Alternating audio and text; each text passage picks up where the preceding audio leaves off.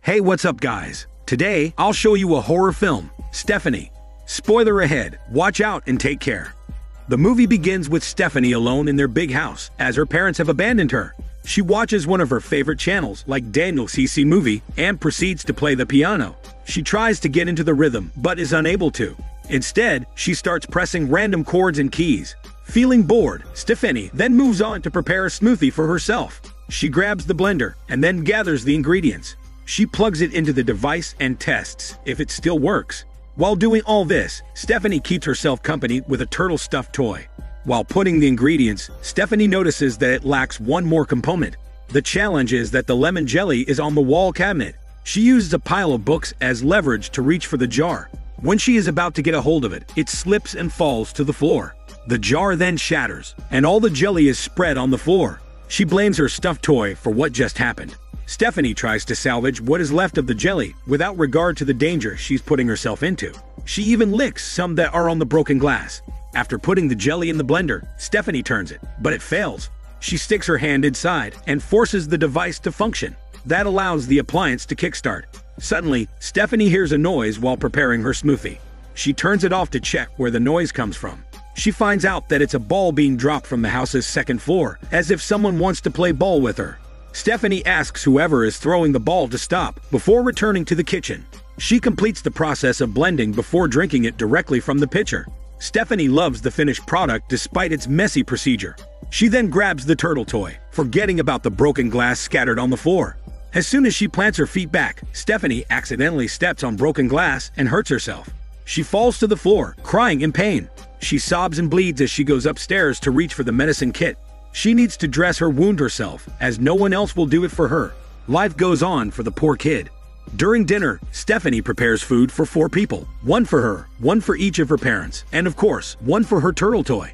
Afterward, she then plays in the bathroom before brushing her teeth. She makes a mess of her toothpaste, but it's what it is. She's by herself, after all. While brushing her teeth, the power goes off and on. It terrifies Stephanie, but she'll manage. Later, Stephanie prepares for bed and reads a book to the turtle toy. After that, she goes to sleep. The following morning, Stephanie starts her day by entertaining herself with the turtle stuffed toy. While playing hide and seek, she hides in her makeshift tent and proceeds to scan through a family album. All of a sudden, a loud knock on the door startles her. Stephanie then covers her mouth to prevent her from making noises. It seems like a colossal creature lets itself in and finds its way to where Stephanie is hiding from. She does her best to stop herself from screaming. The creature's sound is terrifying, and it seems to get closer to where she is. Despite being scared, Stephanie seems to know it will be gone any time now. As long as she remains calm and silent, the monster will stop looking for her and leave her alone. And not soon after, that's precisely what happens. The noises stop. Once the sound is gone, Stephanie crawls out of her tent, closes the door, and checks if the monster is already out. She has a feeling that it leaves outside past the trees. After the incident, Stephanie comforts the turtle and reminds it to stay calm in case it's back again. She also reminds her turtle toy not to think of evil thoughts if the monster returns. The monster does not like that, especially if you make noises while it's here in the house. She also tells the turtle where the monster possibly lives. They then go outside to play ball. While outside, she kicks the ball toward her turtle toy, waiting for it to kick the ball. While anticipating the toy's reaction, she sees their pet rabbit, who escaped from its cage. She asks the rabbit to stay still, while she returns to the house to prepare some food to lure it back inside. She grabs a bowl, jumps towards the wall cabinet to get a jar of tomato sauce, then tries to open the jar. She's having a hard time opening it. After using all her strength, Stephanie can successfully open the jar. She must have twisted it so hard, as some of the food ended up on her shirt. That incident almost causes her to curse. Stephanie then realizes she can curse and use bad words to delight in being alone. She comes out to give the food to the rabbit, but the rabbit shows no interest before it runs away from her. She begs for it not to go, but the rabbit runs away anyway. One night, the monster is back again and is heading upstairs. She runs and hides in one of the rooms and then steps on a pumpkin. She then throws it from the window. She apologizes to her dead brother for bringing him a pumpkin in his room. As she holds his hand, it squeezes hers as if her brother is alive. Stephanie can see from different news channels what's happening worldwide and why quarantine is in effect, but she is not interested and proceeds to watch her favorite programs instead. The news shows the government's initiative to stop children with extraordinary power from destroying the world. As it appears, Stephanie is not the only one with a unique telekinetic power.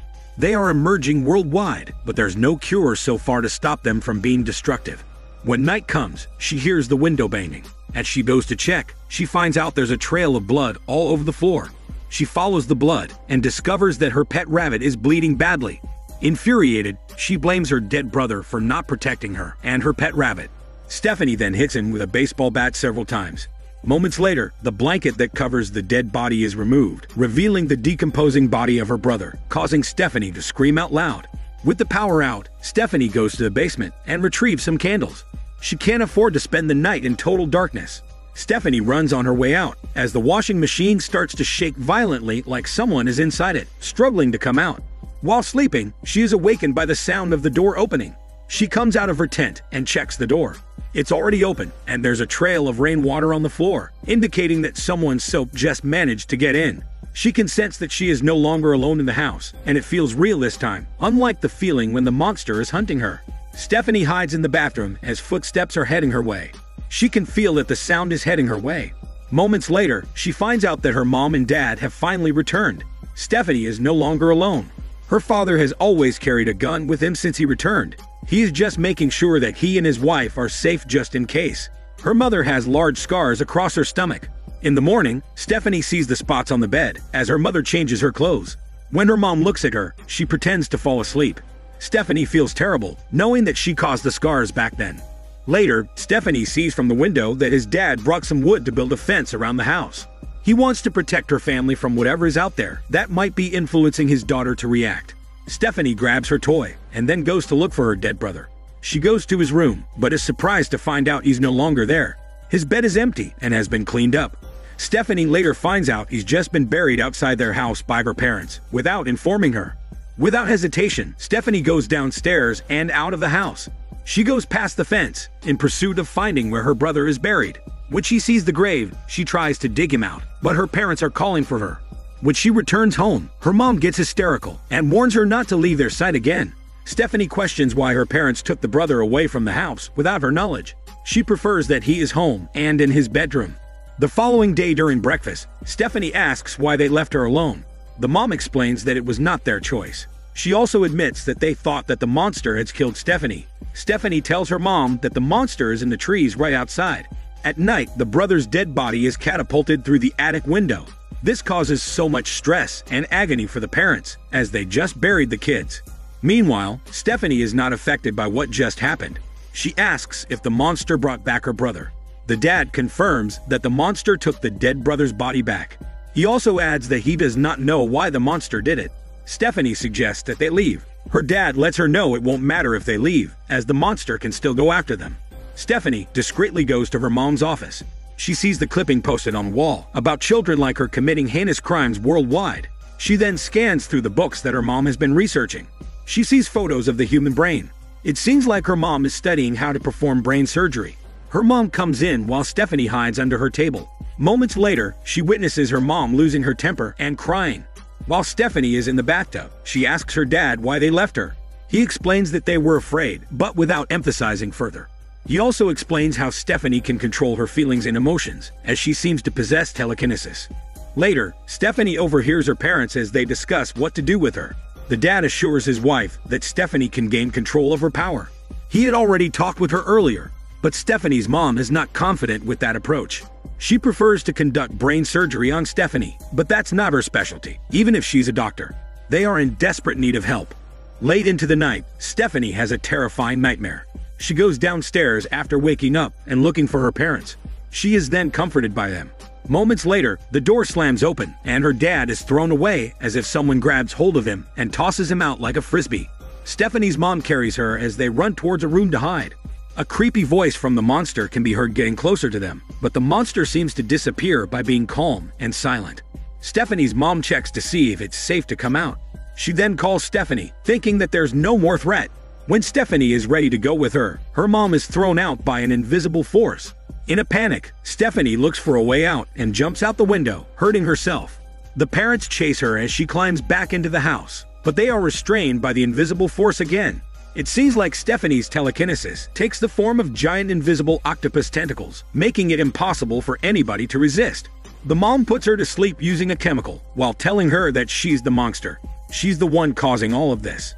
The next day, they all have a serious conversation. They reveal to Stephanie that something inside her allows her to become violent and that the actual monster is herself. The parents then reveal what happened to her brother and how he died. Suddenly, Stephanie recalls being angry with her brother after he was mean to her. She attacked him, using the tentacles from her imagination. In the process, her mom was hit and came in to help her brother. Stephanie loses consciousness after recalling the story. The parents take this opportunity to operate. This is their desperate move to keep her alive. However, Stephanie regains consciousness before the operation can begin, and she destroys the lab. From the news, the parents discover that the surgery conducted to treat children like Stephanie was a disaster, and doctors and other medical practitioners were killed in the process. That was the last hope of stopping the outbreak. Mercy killing seems to be the next step to take. They poison some hot chocolate intended for Stephanie.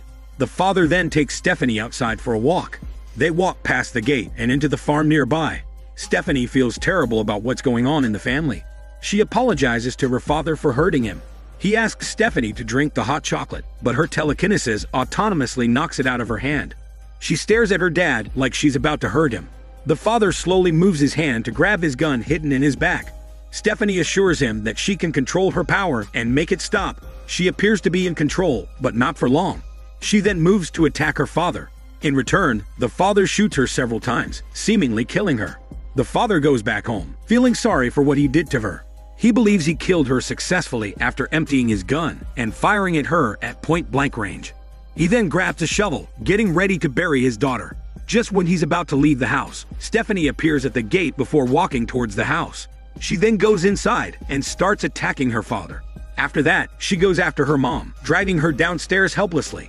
She stabs her dad in the back using her telekinesis and breaks her mom's bones. She then telekinetically destroys their own house and walks outside, picking up her turtle toy and dragging her parents' corpses before dropping them at her brother's grave. She then drops and steps on her toy turtle, presumably showing that she's now totally possessed by some evil force, and destroys all the other houses in the neighborhood. Her shadow is shown to have long tentacles. The movie ends with the fact that children like Stephanie are wreaking havoc all over the world. This is Daniel CC Movie Channel. Stay safe and enjoy your day.